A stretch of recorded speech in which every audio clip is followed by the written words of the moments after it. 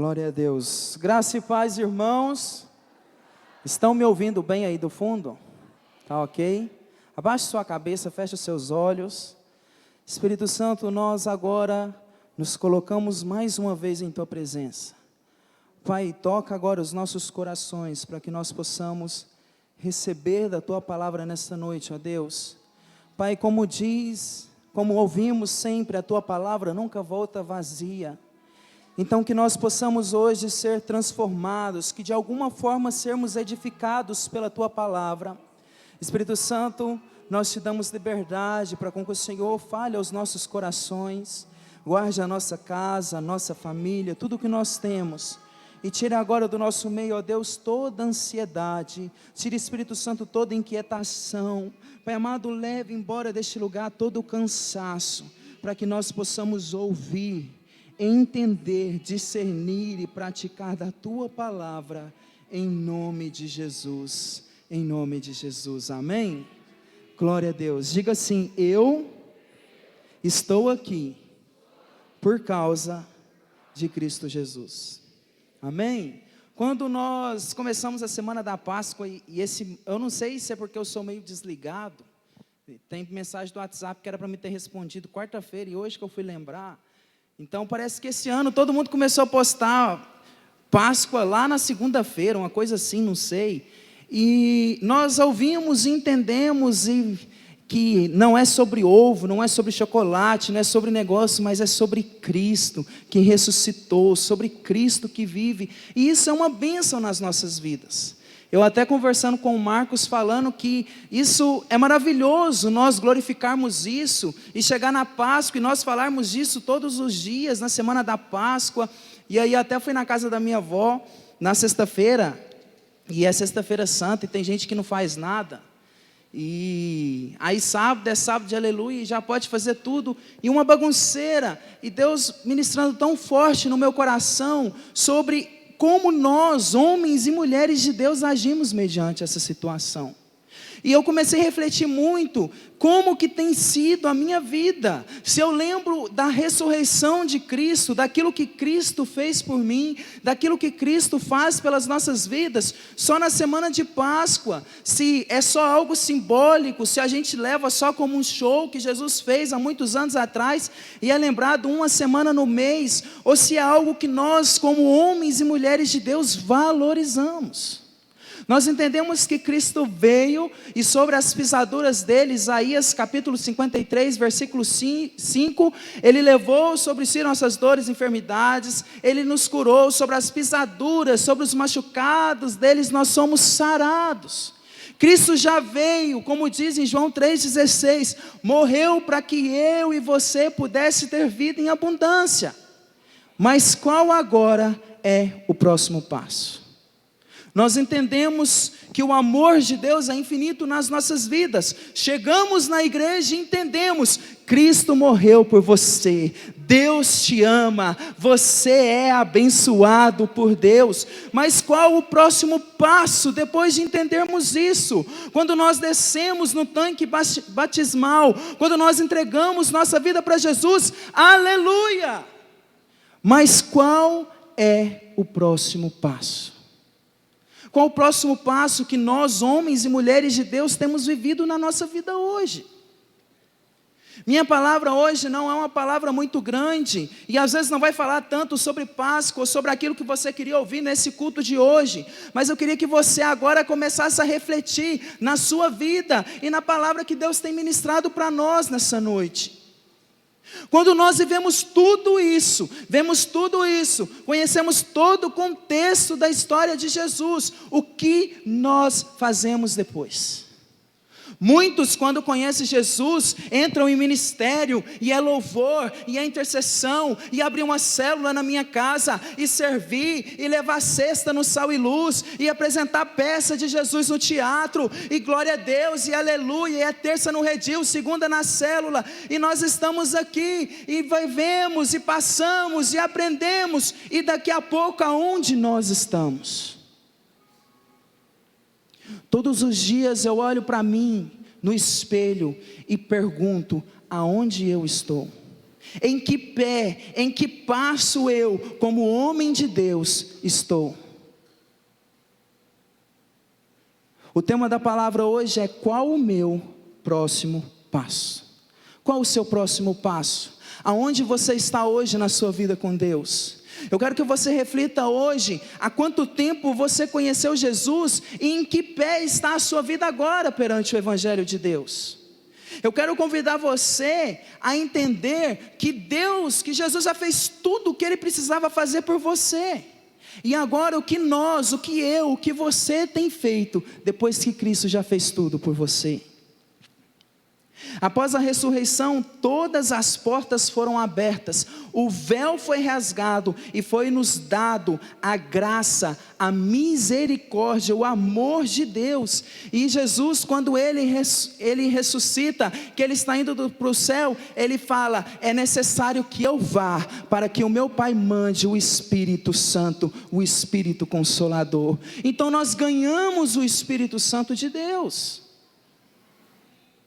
Agora nós precisamos urgentemente entender que, além de toda essa graça de Deus, nós precisamos fazer muito mais do que nós temos feito hoje. Como assim? Eu venho todo sábado ensaiar para o louvor e canto no domingo. Eu abro a porta da minha casa toda semana para fazer a célula. Como assim? Eu discipulo 10 pessoas dentro da igreja. Como assim? Eu preciso fazer muito mais. Nós fomos criados com um propósito. Eu amo tanto Romanos capítulo 8, versículo 28, que diz que todas as coisas cooperam para o bem daqueles que amam a Deus. Mas em seguida fala, para aqueles que vivem segundo o seu propósito. Todos nós temos um propósito perante Deus. Você acha que Deus criou você só para ocupar espaço na terra? Quando eu era criança, há uns 3 anos atrás, tinha aquele joguinho que a UOL criou, que era um ambiente virtual que você criava o seu emoji lá, sei lá o nome daquilo, e você vivia no jogo, era uma vida virtual, você conhecia pessoas, e muitas vezes nós achamos que Deus nos fez para isso.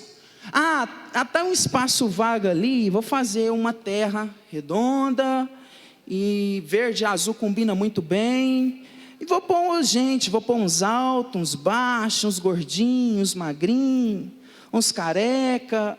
Não foi assim. Deus nos criou para viver um propósito, e nós precisamos entender que se eu tenho um propósito vindo de Deus, eu preciso agora, conhecendo tudo que Deus fez por mim, me aproximar de Deus. Isaías capítulo 40, versículo 8.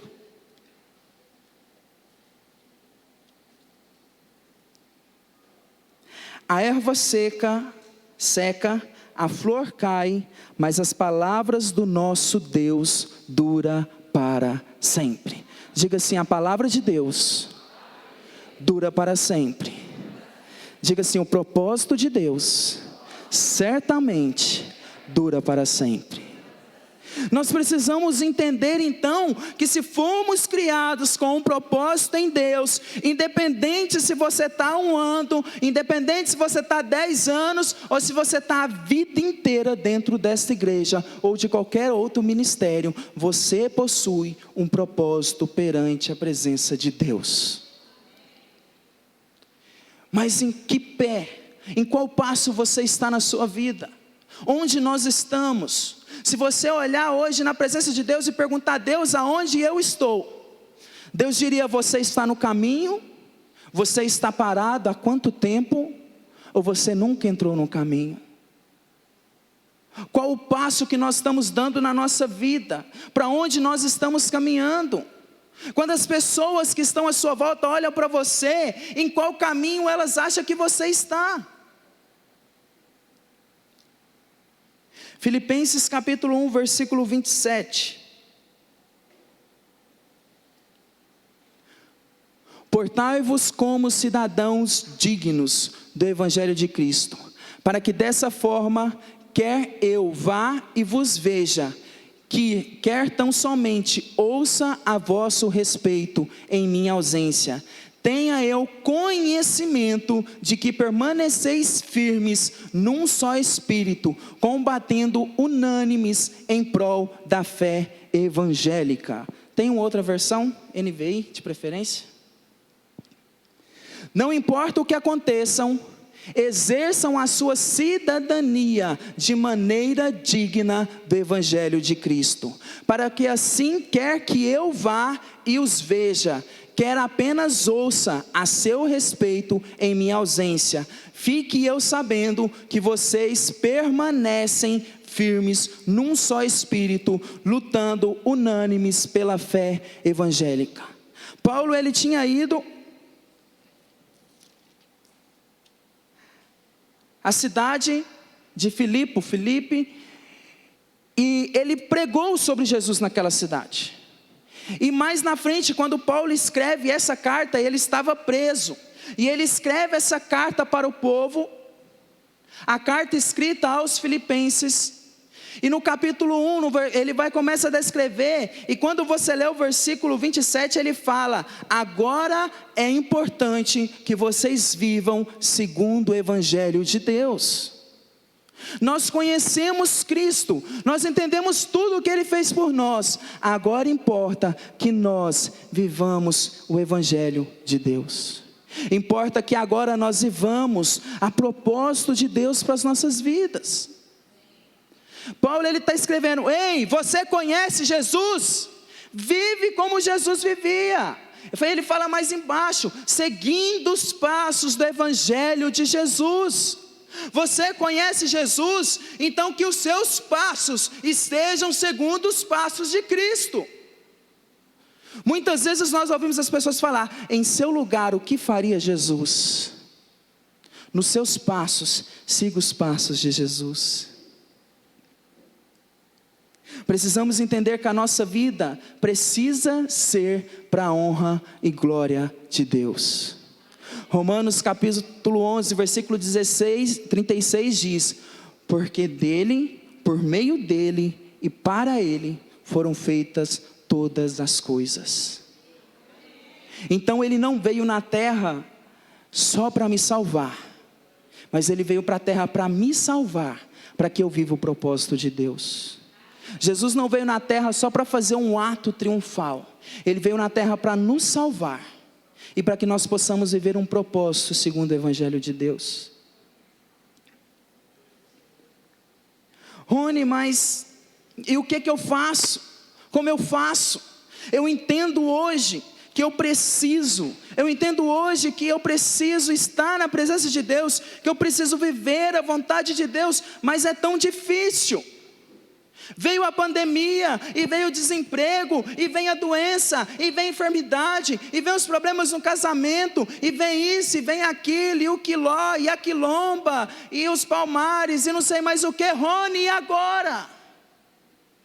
Jesus, quando ele estava aqui na terra, ele disse: no mundo tereis aflição, mas tende bom ânimo, pois eu venci o mundo. Está tão difícil, e agora o que eu faço? Mateus capítulo 11, versículo 28. Venham a mim, todos que estáis cansados e sobrecarregados, e eu vos aliviarei. Está tão difícil seguir os passos de Jesus, mesmo entregando a minha vida para Ele, tem sido tão difícil. Então continue e vá até Jesus. É uma condição: vinde a mim. Está tão difícil seguir Jesus nesses dias, está tão difícil falar de Deus, eu estou me sentindo tão cansado. Vá a Deus, que Ele vai te aliviar. Meus irmãos, eu entendo muitas pessoas dizer que é tão difícil. Eu com tão pouca idade, uma idade considerável, muitas vezes me sinto tão cansado. Quantas vezes eu já olhei para algumas pessoas e disse que eu queria parar. Mas quantas vezes o Espírito Santo me lembrou que quando eu estiver assim, eu preciso ir para a presença dEle. aonde você está, parado por meio de tantas preocupações, parado por causa de tantos problemas. Levante-se e vá à presença do Senhor. Ele já ressuscitou, Ele já mandou o Espírito Santo, Ele já trouxe o Consolador, Ele já te deu graça, Ele te deu vida, Ele renovou a misericórdia. E agora, levante-se e vá até o Senhor. O salmista, quando ele vai escrever Salmos 42, ele começa falando assim como a corça anseia por águas. E o Marcos me contou uma coisa interessante que eu não tinha estudado. Ele me disse que a corça, quando ela está correndo, que ela fica muito cansada e ela precisa de água. Ela faz força, Marcos, que você me disse?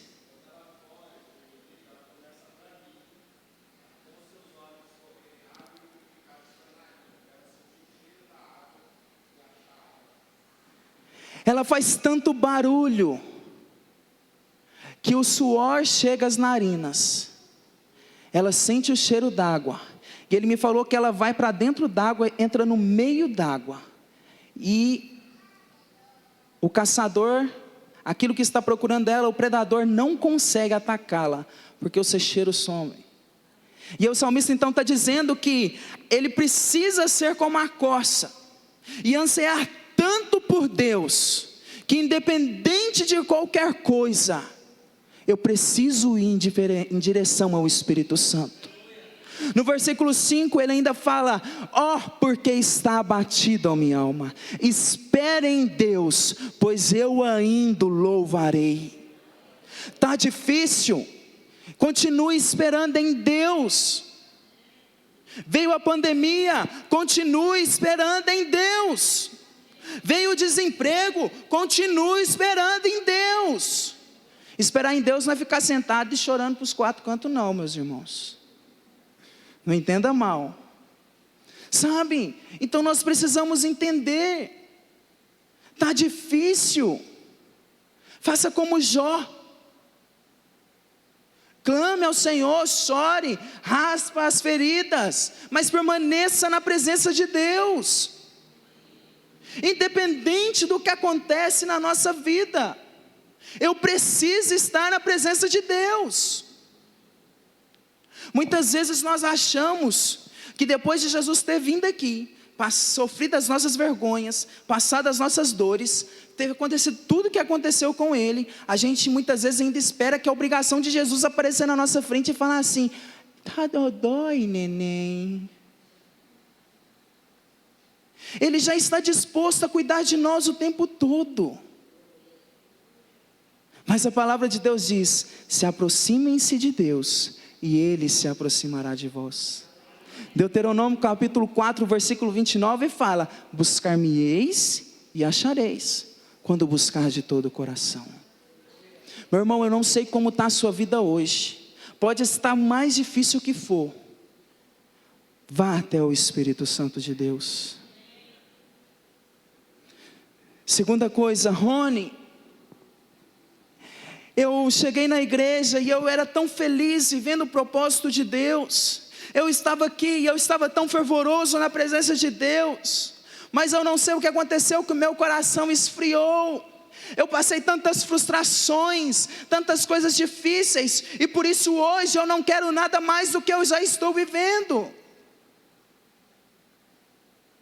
Muitas vezes nós estamos assim.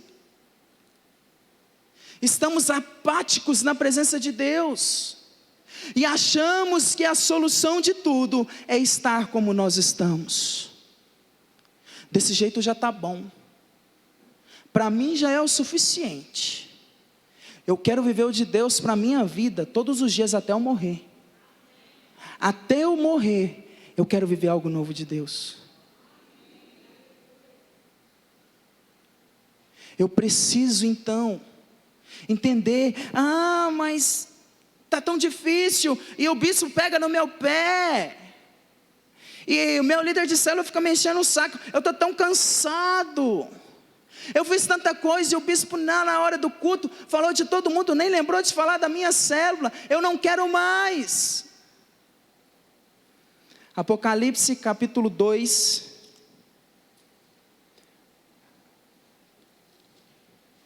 versículo 4 e 5. Porém, tem uma coisa contra vocês, é que agora vocês não me amam como me amavam no princípio.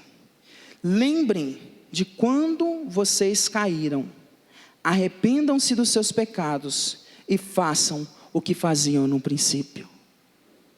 Às vezes você está hoje parado e fala assim, aconteceu tantas coisas e meu coração esfriou e eu não quero nada mais da presença de Deus. Ei, arrependa-se, olha para a sua vida e volte, e comece a viver novamente a sua vida com o Senhor.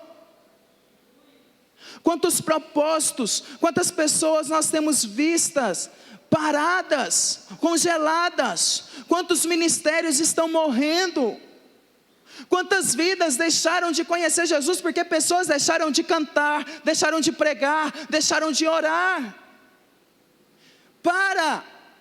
Olha onde isso começou, arrependa-se, fala: Deus, eu parei porque eu pequei.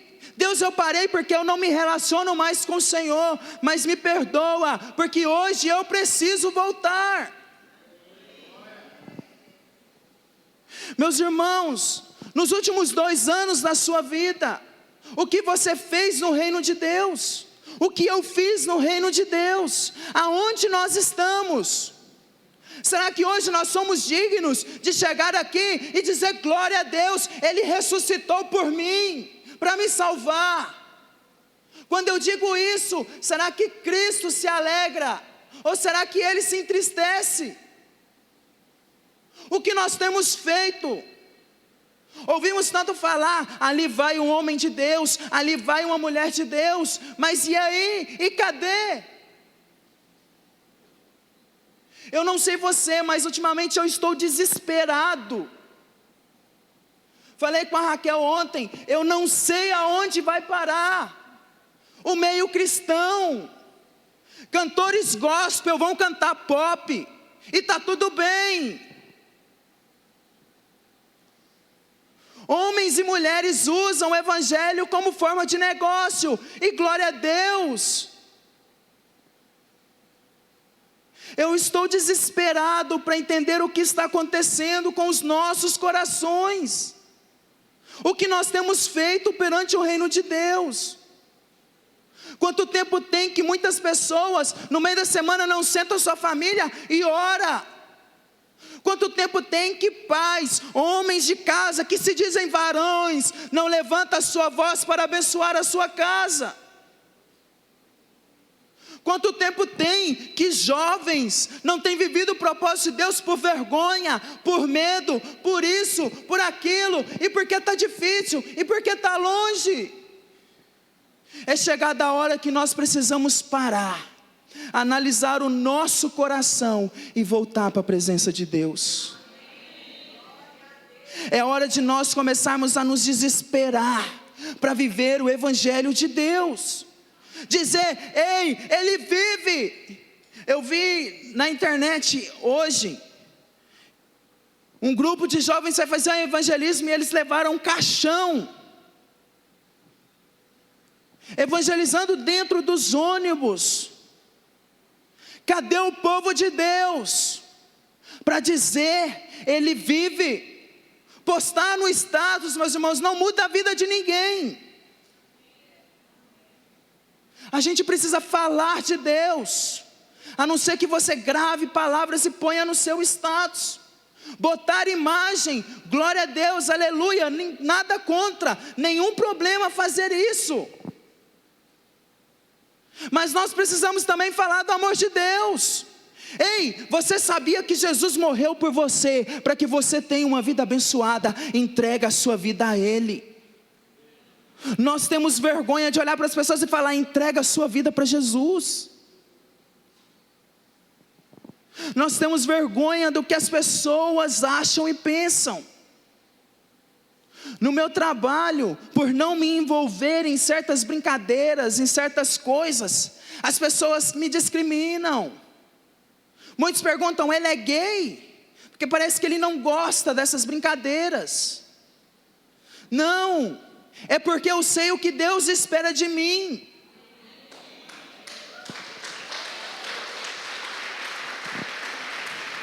Aonde nós estamos, as pessoas precisam ver algo diferente.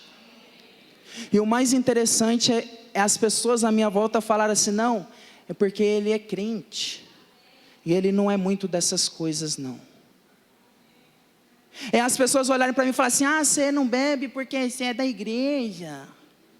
Não, é porque o meu coração está cheio de algo que me traz uma alegria tão grande, que eu não preciso de mais nada para satisfazer a minha alma, para satisfazer o meu coração. Onde nós estamos, quando nós olhamos para nós mesmos, quem nós somos. Quando você levantar todos os dias no espelho, olhe e diga, quem eu sou. A primeira vez que eu fiz isso, que eu olhei no espelho e perguntei quem eu sou, e eu não sabia quem eu era, eu não sabia o que Deus queria para mim. E não é falta de Deus falar, porque desde os meus 12 anos de idade, Deus falou o que Ele queria para a minha vida. Mas só depois dos 20 que eu comecei a viver, porque eu fiquei parado, sabe Deus onde? Aonde nós estamos? Na dificuldade? Vá para a presença de Deus. No pecado, no erro, no desânimo, arrependa-se na presença de Deus e volte a viver o Evangelho. Rony, depois de tudo isso, comece a agir. Levante-se de onde você está. Como diz algumas pessoas, coloque-se sobre os seus pés e mova-se para viver o Evangelho de Deus. Efésios capítulo 5, versículo 17. Portanto, não sejam insensatos, mas procuram compreender qual é a vontade de Deus.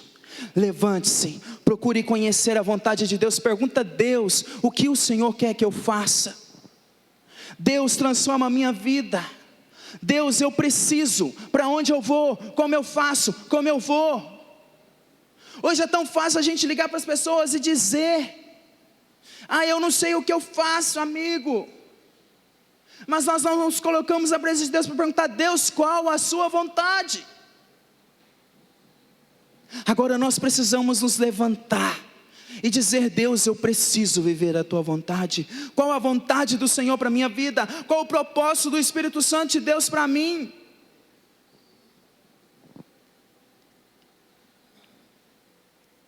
Romanos capítulo 12, versículo 2.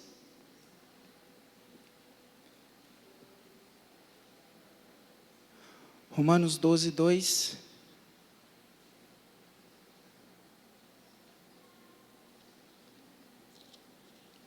Chegou? Não se amoldem ao padrão deste mundo, mas transformem-se pela renovação da sua mente, para que sejam capazes de experimentar e comprovar a boa, agradável e perfeita vontade de Deus. E agora, levante-se e comece a procurar viver a boa, perfeita e agradável vontade de Deus. Levante-se e tenha coragem de falar, Deus, o que o Senhor quer para a minha vida? Esse fim de semana eu fui convidado para passear. E eu gosto de bater perna. Em casa eu sou visita, pode perguntar à minha mãe. Na verdade minha casa é um hotel, eu vou lá para pegar as refeições principais e dormir. O bispo nem tinha comentado comigo ainda sobre a possibilidade de eu pregar, porque a ideia inicial era possibilidade. Mas quando eu recebi o convite, eu lembrei que essa semana, que hoje, eu precisava estar aqui no Luz Teologia. Eu lembrei que hoje tinha culto de celebração ao Senhor e eu precisava estar neste lugar. Porque eu fui orar. Porque a primeira resposta era sim. Mas mãe, é uma bênção. Mãe, assim, o que você acha? Vai orar, se você vê que é de Deus. É o não dela, gente, tá? É o não dela. Se ela falar para vocês orarem, ela está dizendo quase um não. Vão entendendo a linguagem aí. Sabe, é procurarmos o tempo todo viver a vontade de Deus. Olhe para você hoje.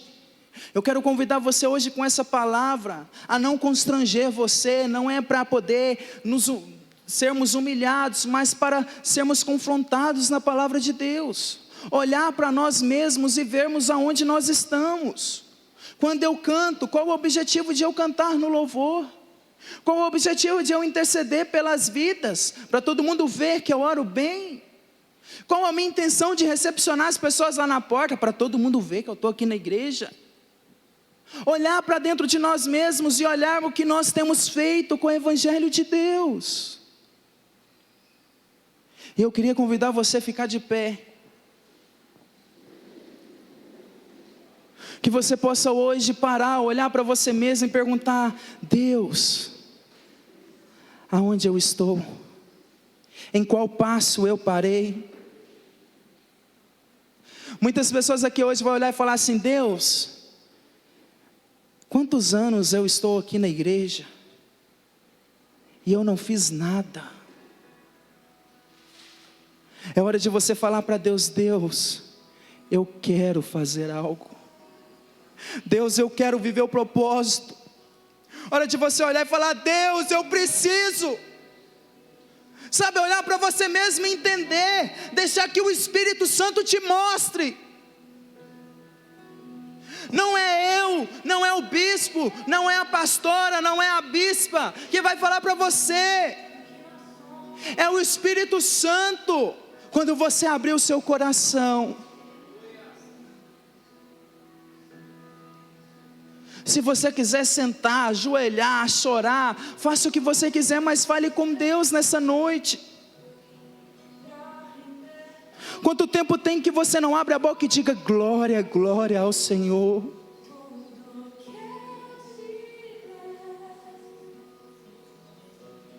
Quanto tempo tem que você não abre a Bíblia, nem para a igreja mais você traz? Quanto tempo faz que você não agradece a Deus? Deus te deu uma família abençoada. Deus te deu um lar. Quanto tempo faz que você não agradece a Deus? Quanto tempo faz que você não se prontifica e fala: Deus, usa a mim? Quanto tempo faz que você, marido, põe a mão na sua cabeça da sua esposa e abençoa a vida dela? Quanto tempo faz que vocês, pais, colocam a mão na cabeça dos seus filhos e os abençoa? Jovens, quanto tempo faz que você não fala de Jesus para sua família? Estamos tanto tempo preocupados com a nossa vida, e com namoro, e com casamento, e com trabalho, e esquecemos de nos relacionar com Deus. E hoje eu convido você a falar: Deus, me perdoa. Pai, eu preciso voltar. Não é vergonha, é maturidade. Reconhecer que você precisa ser transformado por Deus é maturidade. Durante essa semana, várias vezes eu me ajoelhei e falei: Deus, me perdoa. Deus, o que eu estou fazendo com a minha vida?